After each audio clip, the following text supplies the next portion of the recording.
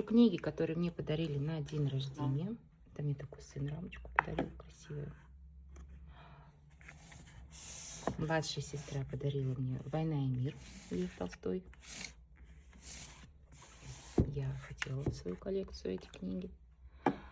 Еще одна младшая сестра подарила мне Анатолия Кузнецова «Бабий Яр». Книга еще в упаковке. Мама подарила мне Анатолий Рыбаков «Дети Арбата». Такая толстая книжка. Я не знаю, за сколько я ее прочту, эту книгу. И я сама себе подарила книгу Илья Миксон «Жила-была». Эту книгу я давно хотела. Ее переиздали только что в 2026 году. Я думаю, все знают, про кого эта книга. Это книга про Таню Савичеву.